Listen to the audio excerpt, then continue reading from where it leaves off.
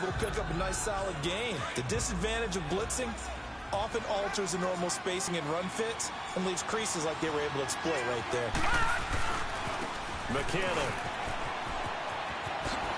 dances by him, and they'll get this down to the 10. Now whistles and a timeout. Looks like we've got a Viking slow to get up.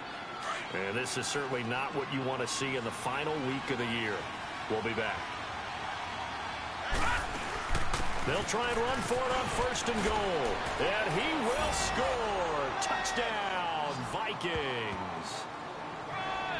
DeAnthony Thomas, his 5th touchdown now on the year. And the Vikings take the ball down the field and score on their opening drive. Final week of the year, an absolute must-win game for them, so they needed to get on the board first. They were able to do just that. And you laid out the stakes. So just think what they've been working with this entire build-up towards this game. Must win. You've got to get on the board first. They accomplished that. Now they can't have any type of a letdown. Long way to go in this one. This will be taken about the 12. And he'll take it up past the 25 to the 26-yard line.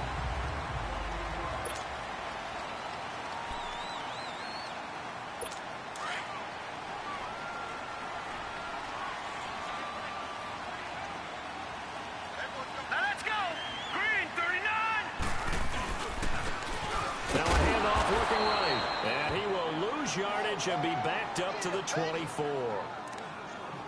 Anthony Barr got a real education at UCLA in playing not just his normal position of stand-up outside linebacker, but down defensive end. So he had to incorporate a variety of moves, take on bigger people. So he learned great leverage while he was there.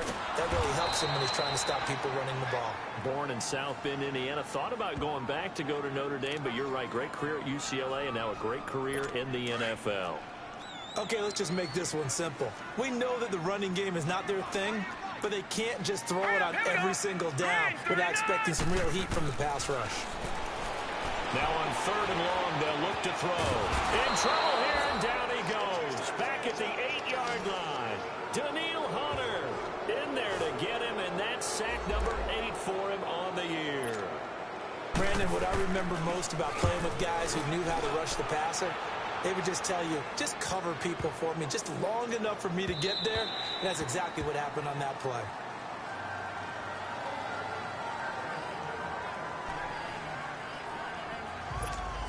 Now the Minnesota offense set to take over again. They'll be looking to duplicate that first drive, the one that got them that 7-0 lead. Of course they would. And look, they're on the road. So getting the 7-0 lead was huge for them, right? Imagine getting up 2 touchdowns on the road, taking the crowd out of the game.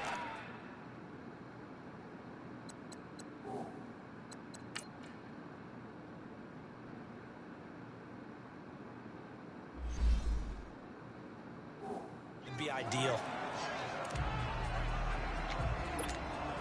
Line of scrimmage, the 28 now as they come up on 2nd and a couple.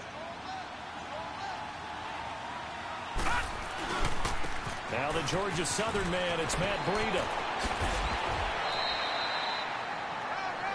That one goes for 13 yards and it moves the sticks.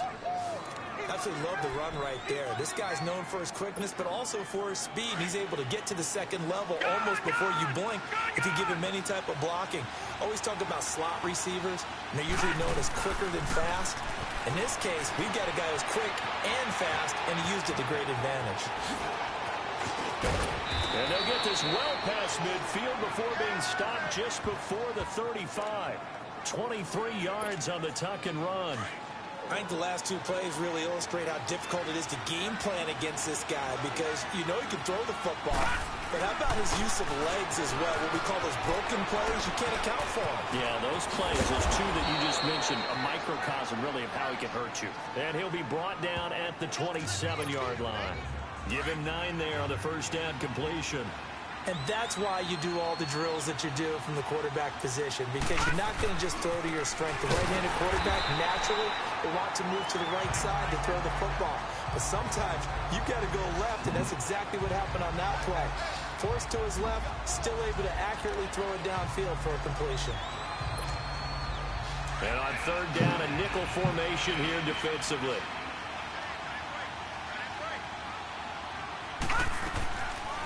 Looking to throw. Able to complete this one to Tyler Conklin. And inside the 20 before he's brought down. 13 yards on his first catch. It's a first down as well. This drive, it's been a good mix. 3 passing plays, 3 runs, hitting on all 3 of those passes, and the last one putting him in the red zone. So wouldn't you think play action right here? Because you've got the ability and had the ability to run it in, throw it, go play action and take your shot at the end zone. Oh, and now he bowls him over. And they take him down, losing yardage back at the 27. It's a loss of 10 yards on the play, and it'll make this a 2nd and long. Well, so much for all the time that you spend in practice, because for offensive linemen and running backs to get in sync, that requires a ton of practice time, a ton of watching tape together, a ton of really getting to where you're thinking with one mind on every single play that's called, every single run, because you want to know how your guy's going to block it. They want to know how he's going to run it, what kind of cuts he's going to make, and it's really anticipatory. And when you're really locked in together, you know what he's going to do before he actually does it. On this play, that didn't happen at all, and that turned into a big loss. And he's going to score. It's a Viking touchdown. It's their quarterback, his 9th touchdown of the season, and the Vikings find a way to stretch their lead. Extra point try now for Walsh. So a quarterback scramble, certainly a pass play, but he saw something, tucked it, and got in the end zone. A lot of quarterbacks, when they scramble, they're scrambling to create more time to throw the ball downfield. In this situation, as you noted, he tucked it and took off. Great play by him. This one taken just inside the 10. Then he'll take this across the 25, couple extra yards up to the 27-yard line. The Seahawks offense now, they get ready to come back onto the field. Already down 2 touchdowns here in the first half. This becomes a pretty important drive, doesn't it? It certainly does, and a lot of teams script plays. We know that, right? They have a script to start the ball game, and typically those scripts go between 12 and 24, 25 plays. Down 2 touchdowns early, probably not very deep into their script. I think that they'll stay with it. I don't think they'll abandon it just yet and try and generate some offense on this drive. Anything. At least 3 points, get that 0 off the board. Here's a play fake as they set up to throw. Toward the center of the field, but it's incomplete. The former Pro Bowl linebacker Anthony Barr there to jar it free. When I watched that play, I thought about what my coaches had told me in the past. The biggest teaching point, get your head around. Locate the football so you can make a play on it while it's in the air. That's exactly what he did there. That was nice. And got his man complete. It's a big play on third down for the Seahawks. 55 yards. Well, partner, I'm not sure how this drive's going to end, but how about the way they flip field position there? A nice attacking play. They picked up a heck of a chunk of yardage. Hurry up, here we go. From the red zone now, they'll look to throw. This one right around the 6. And he is in for the Seattle touchdown. As his guys are in for 6. And the Seahawks have made this a one-score game. All the receivers in the league are plenty good enough. Otherwise, they wouldn't make it in the NFL. But the ones that go to the Pro Bowl, they have refined route running ability. Extra point right down the middle. And that'll make our score 14-7. And that'll carry over the back line of the end zone for a touchdown.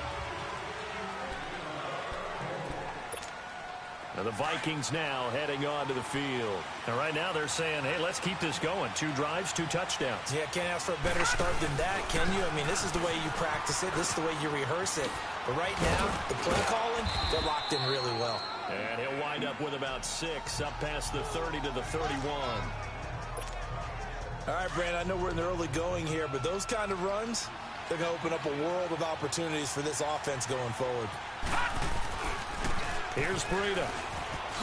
Gets around him. And he's going to be brought down on what will be the final play of this first quarter. Good!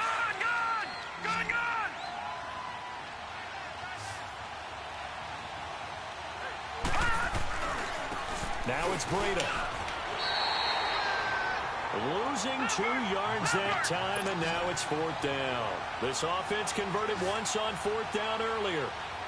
Now they're out there again to try once more. Now back to throw. Steps away to his left. He gets it to Brown. Complete. 4th down conversion plays, you usually think 1, 2, 3 yards, maybe 10. Not there. What a huge pickup as the Sticks make a drastic shift forward. And they pick up the 1st down on a 4th down play. I don't know if the defense relaxed because they thought maybe they'd stop them on 3rd down, or if they just didn't protect the Sticks very well. But, boy, that's a big-time pickup right there. It's a loss of 2 there, bringing up 2nd down. A rare misstep on that last play because the drive has been strong, but now it's 2nd and 12. And this is caught at the 8. And he'll get into the end zone. Touchdown, Minnesota. In for the score. And the Vikings are going to add on to their lead. And there they got him the ball. Just get it to him, let him do the rest. You know, he probably said that to his quarterback as he broke the huddle. I like the play call. Just get it to me. I'll take care of the rest of it. Helping out his rack, right? R-A-C? Run after catch, and he loves that, and he's going to carry that in at contract time. The kickoff unit is out on the field, and they will send this one away.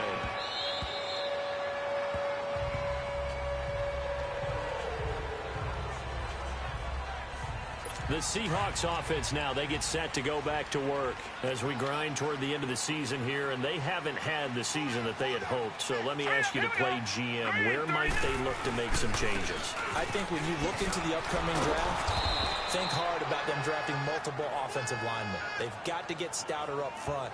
And as a GM always tells me, Charles, this is a big boy league, and big people always end up winning games for you. We just saw another example of how the defense is winning this game, really at the point of attack.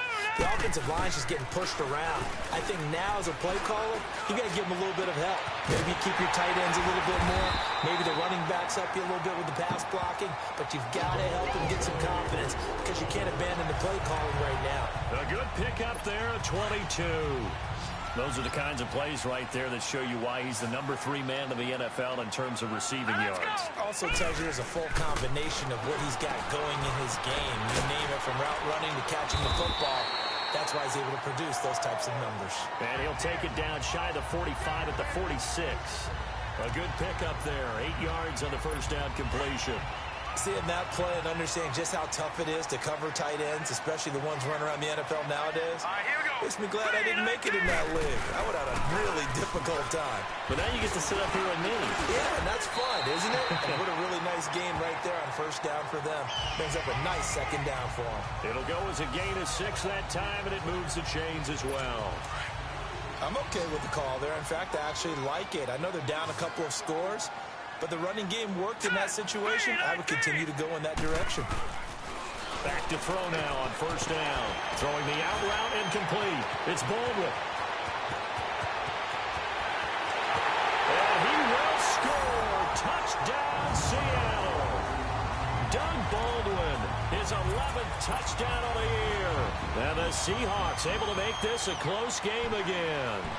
And that is the definition of yards after catch. They go short on the pass, and the receiver does the rest. Seems so harmless, doesn't it? To throw it underneath, a short pass like that. But, boy, it gets dangerous in the hands of the right receiver as he makes a move and takes it the distance. It's a short kick, taken at the 15. And he breaks it all the way out to the 38-yard line. Great return. The Vikings offense now heading out to take over. And the ledger for them so far looks pretty good, doesn't it? It certainly does. Touchdown, touchdown, touchdown. Not sure it can be much better than that. They've got to feel very good about the groove that they're in at this stage of the game. And a nice gain of 21 yards. On any given pass play, you never know exactly where your exit points are going to be. On this play, he was flushed to his left, still on the run, able to accurately throw the football for a nice 1st down. On 1st down, he'll drop to throw. Flushed out right. Room here to run. And he's going to get it down to the 33-yard line here. He'll wind up getting 9 after tucking it and running, so it'll leave him with 2nd and a yard. Now, that was not a bad scramble there on 1st down. He didn't force it, nor did he throw it away. He was able to take off, and now he made it a very manageable 2nd and short. They run with Breida. Space to run past the 20. Oh, touchdown, Vikings! A great effort there. His 6th touchdown of the season. And the Vikings find a way to stretch their lead. Well, partner, that was another explosive run, and one thing I've learned in our time in this game, yes, the offensive line has to get a lot of credit, but for big runs to occur, the wide receivers have to block well downfield. And then you have to have a good guy carrying the ball too, right? Oh, without a doubt. You need that difference maker lugging the rock. Extra point up and good by Walsh. And the decision to just kick the extra point winds up successful. Out is the kickoff unit as they run up and send this one away.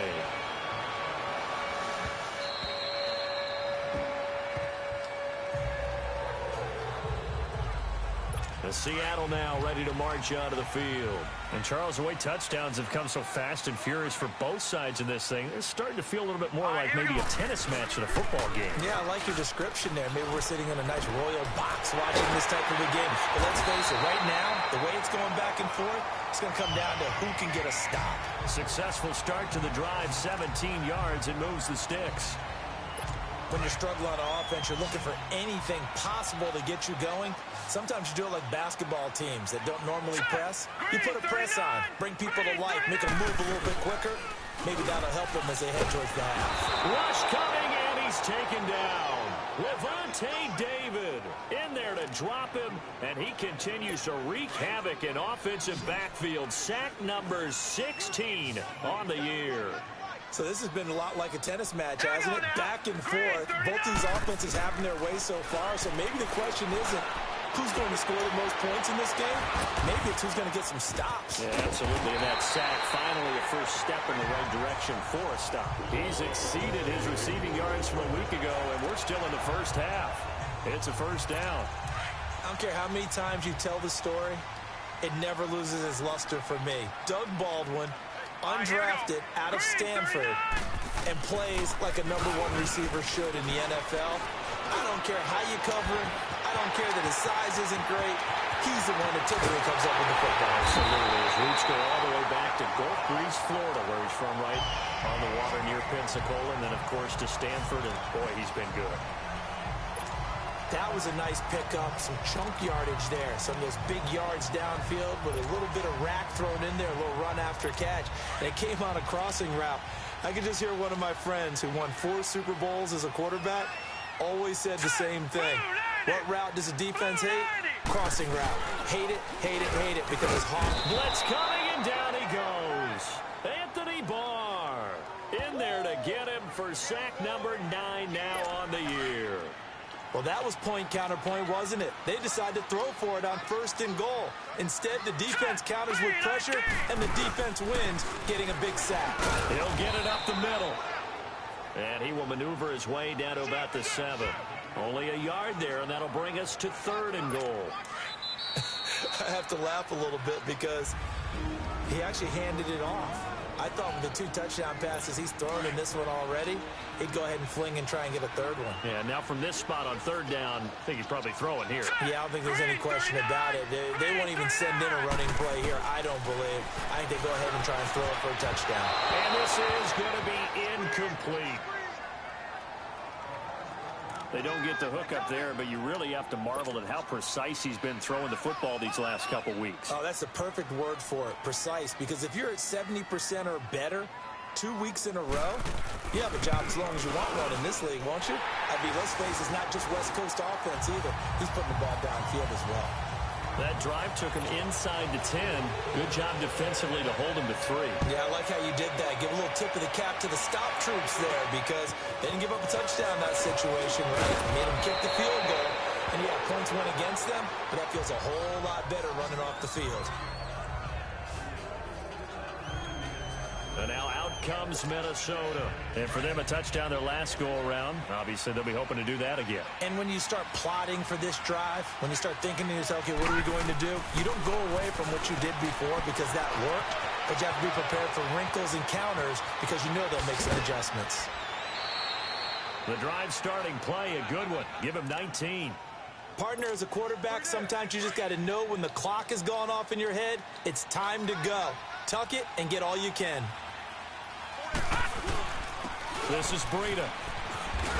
And he's going to be stopped at about the 37. It's a 7-yard carry to set them up with a 2nd and 3. Well, no matter how they phrase it, staying on schedule, staying ahead of the sticks, whatever you want to call it, 7 yards on first down, that fits the bill. Wide open receiver complete. And they're going to be set up down around the 15-yard line. A good pickup there at 22. As far as tight ends go, this guy's not a speed burner. He's much more of an inline blocking type of a tight end. But how about this last play? Made a nice catch and picked up a first down. That's what impresses me about him. When he's called upon, usually gets it done. And they corral him just a couple yards shy of the end zone. Another nice gain, 13 yards that time, and another first down. Flag comes in. This might be a free play. And they drop him for a loss, but penalty markers are on the field. Let's see about the call. Offside, defense.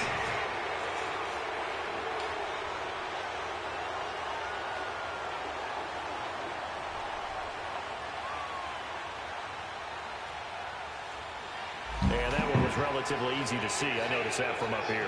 Yeah, it doesn't take a whole lot, does it? Sometimes you get multiples. What I always love on these offsides is when each side points at the other. Hey, you did it. No, you did it. They deciphered that one correctly. So the ball's moved to about the 1 after the penalty. 1st and goal. They'll set up a throw. Escaping the pressure. He's got his man. It's taken in for a Viking touchdown. Emmanuel Sanders, his 4th touchdown on the year. And the Vikings are going to add on to their lead. After review of the play, Walsh now for the PAT. Walsh adds the extra point, and the decision to just kick the extra point winds up successful. Set now to kick this one away, and off it goes. And this will be a touchback as that sails over the end line. And time for us to spotlight Doug Baldwin, making his presence felt early in this one. First half, already over the century mark. How about the yards per completion, too? That's a pretty darn good number there. Number of catches, but he's shredding defenses, getting big yardage with each and every one of them. Now the first play of the drive there is incomplete. And that's one he's got to be happy to have back. There wasn't a hole open in the zone. You'd have to think on early downs like that first down there, need to be a little bit more careful. Yeah, fortunately for him, got a couple more downs to play with. And they'll go ground game here with a tailback. And that play going absolutely nowhere as he's belted before he could get out of the backfield. He has elite instincts from his linebacker spot. He's able to diagnose the run and flies in like a missile to stop that one behind the line of scrimmage. Let's go! Green 39! And they'll go on the ground. And he'll wind up losing yardage here back at the 21-yard line. We now proceed to the start of the second half. So we've come upon halftime here in Week 17. The final 2 quarters of the NFL regular season are upon us as the second half of Week 17 is underway. Here come the Seahawks now, set to take over on offense. They have the ball here for the inaugural drive of the second half. Pretty big deficit, though. We'll see what adjustments were made in that locker room. And I never want to make something more important than it actually is, right? I don't want to create more hype than what is there. But this is a This is a really important drive. And we often talk about teams scripting plays to start a game. A lot of them script to start the second half, too. And they're scripting something that they expect to get them into the end zone and back into this game. We'll see if that script is a good one for them. Hurry up, here we go! Green 39! Green 39! They'll look to throw now on first down. Throwing over the middle, and it's incomplete. The intended target, Doug Baldwin. That'll bring up second down. It's always a battle. Who's going to win on first down, the offense or the defense? Let's face it, if you've got the ball, 4 yards or more on first down is what you're aiming for. They tried to throw for it there. Nice effort to knock that one away and bring up second down. And incomplete there. A nice hit. Jars the ball free and brings up third down. Anytime a defense can sit back in a zone like that, it tends to create a lot of congestion in the middle of the field. Makes it very hard to slot one in. Looked like I-4 at rush hour in your hometown of Orlando, Florida. An absolute mess. They'll look to throw here. Got his man complete over the middle. That's Fisher. And he'll get this one down near the 20-yard line, just shy of the 20. A pickup of 24 on the third down conversion. And that's one of his advantages of a passer, is it not? With his height, setting back there in the pocket, firing over the middle, he can really see everything clearly. It is, and I know that other quarterbacks get it done different ways, all right? You don't have to be his height to make a great play. But what he does is he takes away having to make those slide steps in the pocket to find angles to throw the ball through. He just throws right over the top of it because he can see everything, and sometimes that saves time and gets the ball to a receiver quicker. Now we've got whistles and movement up front. I think this is against Seattle. False start, offense. That's going to set them back 5 yards. They were looking good on second down, but now they're backed up 5 yards by the false start, and it's 2nd and 8. Hurry up, here we go. Green 39, green 39. They'll run it now out of the gun. They'll get forward for 3 down to the 16-yard line. Well, they certainly have been able to get him going and establish the run, so I think it's time to abandon that plan and start chucking it all over the park. And you know who's excited about that? The defensive front. They got a chance to pin their ears back and get after him now. Out of the gun now on third down. Baldwin with it over the middle. And he's got the first down as he gets it to the 8. This one good for a first down, and also that is catch number 90 for him now on the season. Nice catch right there. Brings to mind the sentence, when in doubt, find your veterans. He used to laugh back in the day when they would call guys like him crafty veterans. You get up in your 30s, you're still playing receiver, but you're around that long at that position, you're doing something right. Just remember this, when he was young, he thought the crafty veteran was simply a guy who couldn't run anymore. Now he understands a little bit better. Well, they're hoping that the second half is better for him than the first half. They've got to find a way to get him going. He's a big part of their offense. They come out here in the eye. They'll set up to throw. And he is going to go down. Back at the 11-yard line. Anthony Barr in there to sack him. And that is 10 for him now on the year. Second goal, last thing you need to do is get pushed backwards to take a sack. But he couldn't find anywhere to go with the football. Had to eat it and ended up on the ground. They'll drop to throw. End zone caught. Touchdown, Seattle. As his guys are in for 6. And the Seahawks are able to close the gap just a bit. And remember, partner, that's a rookie quarterback back there. Apparently, he's getting the hang of this NFL thing pretty quickly. Had 3 touchdown passes. You're right, he looks comfortable. What are they doing? Anything in particular? Well, they keep talking about making sure they're giving him plays that fit his talents and also maybe shrinking the playbook a little bit. They did tell us that. Bottom line, he's really good. And they're going to start this drive in pretty good shape as they get it up past the 30. It's the Vikings' turn on offense. We get ready for their first possession of the second half. After the long touchdown drive we just saw, you wonder if maybe that's taken a little of the wind out of this offensive sails, because they had it going pretty good last time, too. Had to sit over there for a little while, didn't they? You know, they were eager, amped up to get back on the field after just scoring, hoping to get the ball back quickly. That didn't happen, so I'd say come out, just kind of get started again. You know, doesn't have to be anything dramatic. Just get moving, get loose again, and see if they can get it downfield. It'll be a gain of 11, and all of a sudden here, it's third down. They're trying to show that they can run the ball and protect this lead. Give it to the backs, play a little bit of keep away, don't you think? And that's probably a good philosophy at this point, going to make that defense stand up and stop them. And they'll run it here. No gain there on the play, and that's going to leave them with a fourth down. I know the scouting report on him is that he doesn't possess the eye discipline to be an elite linebacker, and what that means is his ability to read, react, and make a play. But on that one, he looked like one of those guys. Dancing to his left. He can run for it, and he will. And taking it across midfield and inside the 45. A big roll of the dice on 4th and 1, but it pays off. They convert. Man, defensively, that hurts. They got him out of his rhythm. They had him hemmed in, but somehow he was able to tuck it away and get away for a gain. And it pops free. The collision there jarred the ball loose and brings up 2nd down. The beauty of being able to play a zone defense when you can sit back and see the ball coming out of the quarterback's hands, guess what? Creates a lot of confusion, kind of a muddle in the middle of the field where you go make a play on the football. Flush to his right. It's complete to Brown, right side. And brought down, but not before they're inside the 25. 90 yards receiving now for him in the ball game. It's a 1st down.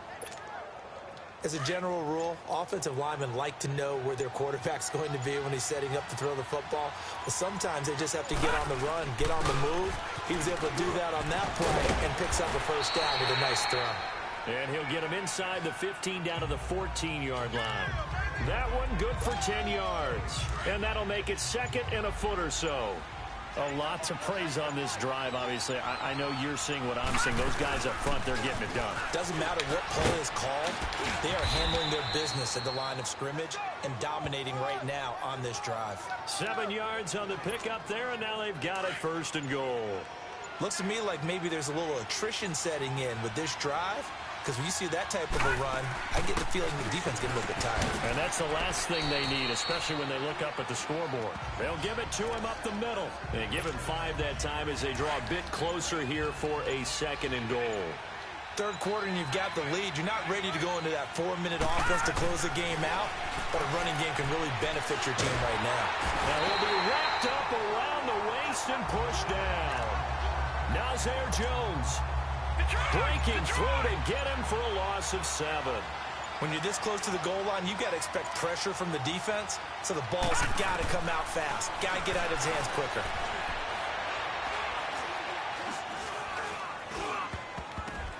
And that one knocked away and incomplete. Nice job defensively on what will be the final play. Back now in Seattle, Washington. It's the Vikings in possession of the football and the lead. They'll be looking to add to that total as we begin quarter number 4. So they settle for just the 3, but clearly right now anything helps trying to salt this one away in the 4th. Without a doubt, obviously a touchdown probably would have been the final nail to finish this thing off, but it's still ate up time, got points, so while it's not mission accomplished, it's darn close. This will be fielded at the 8. And he nearly broke that for more, but as it is, they'll start this drive at about the 37-yard line.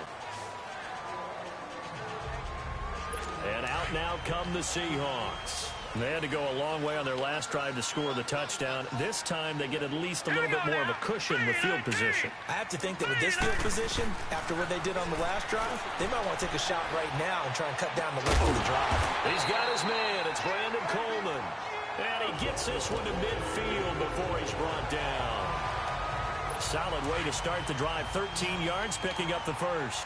At this stage, this drive's got to be touchdown or bust because you need 2 of them. And if I'm the offensive play caller, I'm not just looking at my dagger plays downfield. I'm looking at some of my specials, something that can fool them and give you a big play now. With a sense of urgency. No doubt. A good pickup there. 8 yards on the first down completion. Nice rhythm throw there on first down. He located his tight end, made it a nice easy pitch and catch. Hoping he can break a tackle or 2. Wasn't able to do that there, but still good yardage. Now a shotgun snap as they'll look to throw. The Vikings after him, and they get there for the sack. Levante David in there to bring him down, and that is sack number 17 for him now on the year. And the Seahawks on 3rd down. They've hit 4 of 7. This is 3rd and 11. All right, here we go. Green, 39. They'll look to throw. And he takes a shot on the release as this will be incomplete. The 2017 All-Pro Darius Slay there in coverage, knocking it away. We've seen this quite a few times in this game. Offensive line unable to keep leverage, unable to keep people away, facing a lot of pressure. Fortunate just to get rid of it. One of the reasons they're down is that inability, though, to stop the pressure. We saw another example of it there.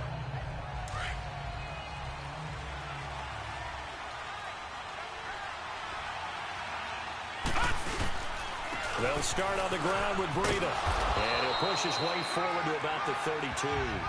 It's a 6-yard gain on the ground, and that'll make it 2nd and 4. Well, Brandon, pace comes into play now because they've got the advantage. They've got the football, but they've got to be very careful about what speed they're going to play. You know, my music teacher back in New Paltz, Mrs. Barthema Bagley, used to say, don't go prestissimo when you really want to go largo. And what she meant by that is don't go too fast when you really want to go at a nice, slow, deliberate pace. I am speechless. I am without speech. Now a toss play. It's Breida. And he will have a first down here at about the 40. They get 6 on the pickup there as the drive will continue. Do my eyes deceive me, or is he getting stronger as this game moves along? Burst seems just as good here in the 4th as it was way back in the 1st, doesn't it? I do believe someone put a lot of time in the offseason and continues to condition during the season in order to continue to carry the ball at this rate. Offensively, with the lead, you want to run the ball, keep the clock going, but you also want to still kind of be in attack mode too, right? So how do you do that and not come back on your heels? Well, think about all the practices we've watched where they have that tempo period to go over things just like this, where they describe the scenario, tell you what they're looking for, and make sure that they're still attacking, yet at the same time not going so fast as to leave too much time on the clock. Now they try the right side here. They're just 4 yards on the pickup, but that's good enough to extend the drive. Brandon, this can be so demoralizing for a defense. They've had 2 opportunities to get off the field. They haven't gotten it done. So now your coordinator, he's going to call every blitz that he has, any type of exotic, something that they haven't seen before. And he's also telling the defensive lineman, don't worry about holding people up. Just get in gaps and try and make a big play. And not only not getting off the field on 2 opportunities, clock continuing to run. The 4th quarter here, they've got the lead. They want to keep it on the ground. That's what they're doing. Smart football. Keep the clock grinding. Keep it going. But you got to figure now, they're going to see more people stacked up at the line of scrimmage as they try and bleed it out. And once again, not much running room, if any at all. And he got off the end there very quickly to make that play. Yeah, it was almost like the bullet train, wasn't it? I mean, just zoom.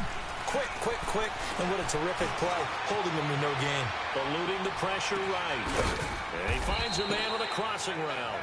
And they'll wind up getting this one all the way down inside the 20. That one goes for 29 yards on 3rd down. Not totally home free yet, but it's looking good as they come up 1st and 10. So the Vikings in possession of the football as we get you reset. And no doubt what they're looking to do is just salt away the final couple of minutes and escape with a win. And now right out of the 2-minute break, we'll get a timeout used defensively with 1:56 to go. So they come up on 2nd down. If they can get another run like we just saw, would likely put an end to this thing. They'll run it now out of the gun. And this carry not as productive. He's swallowed up at the line of scrimmage. And now with 1:52 to go, we get another pause in the action. A timeout here defensively. The Vikings on 3rd down. They're at 50%, 4 for 8. This will be 3rd and 5. And on the ground they go, the running back. And he has the first down before he's tackled at the 5. Now the Seahawks forced to use their 3rd and final timeout. And they'll be disappointed to have to burn one there after giving up the first down. So another 3rd down conversion, and now they've got a 1st and goal. They stay on the ground. Again, it's Breida. And he'll get this one back to the 5-yard line, but no further than that. No gain on the play that time, and it sets up 2nd and goal.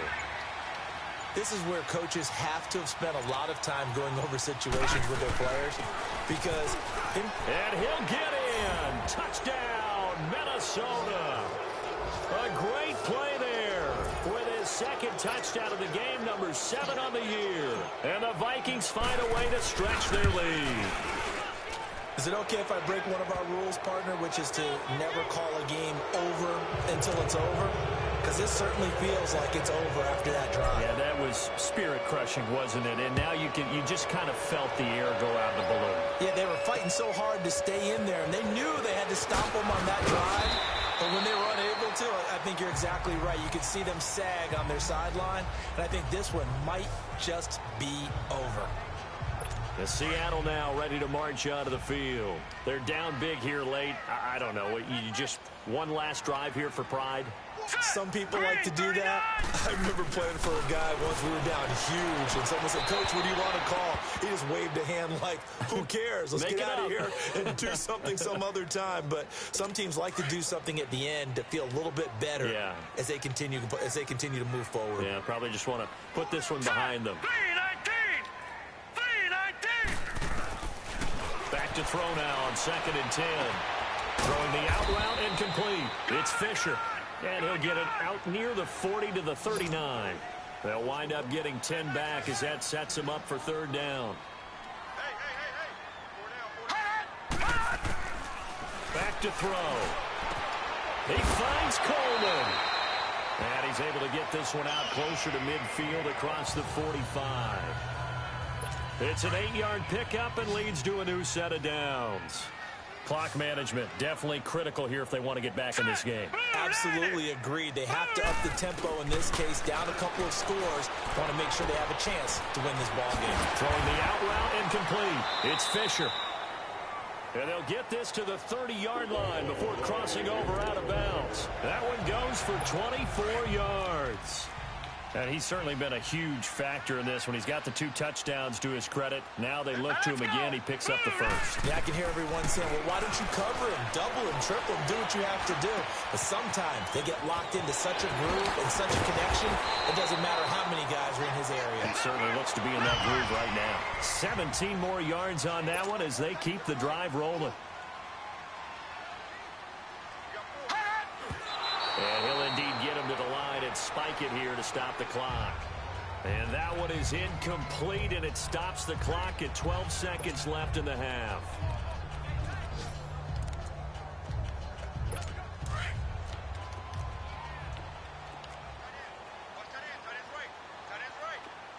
Here we go now.